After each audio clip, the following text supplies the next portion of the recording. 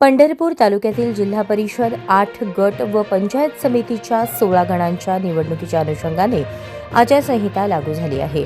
आदर्श आचारसंहिता अंमलबजावणी व निवडणुका पारदर्शक व शांततेत पार पाडण्यासाठी प्रशासन सज्ज झाले असल्याची माहिती सहाय्यक निवडणूक निर्णय अधिकारी तथा तहसीलदार सचिन लंगुटे यांनी दिली.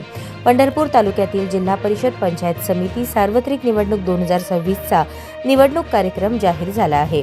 त्या अनुषंगाने जिल्हा परिषद पंचायत समिती सार्वत्रिक निवडणूक आदर्श आचारसंहिता लागू झाली आहे. पंढरपूर तालुक्यामध्ये जिल्हा परिषद गट एकूण 8, पंचायत समिती गण एकूण 16 आहेत. पंढरपूर तालुक्यातील जिल्हा परिषद गट वाखरी, करकम, भोसे, गोपाळपूर, टाकळी, कासेगाव, रोपळे, भाळवणी हे 8 जिल्हा परिषद गट आहेत. तर पंचायत समिती गण उंबरे, करकम, भोसे, गुरसाळे, रोपळे, सुस्ते, पुळूज, गोपाळपूर, वाखरी, पटवर्धन, कुरोली, भाळवणी, पळशी, टाकळी, खर्डी, कासेगाव, सरकोली हे 16 गण आहेत. यासाठी 309 मतदान केंद्रांवर मतदान होणार आहे.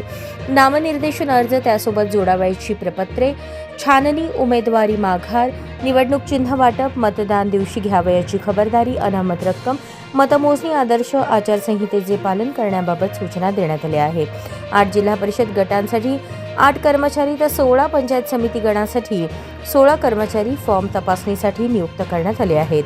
आचारसंहिता कक्ष तयार करण्यात आला असून त्यामध्ये गटविकास अधिकारी त्यांचे नोडल अधिकारी म्हणून काम पाहणार आहेत.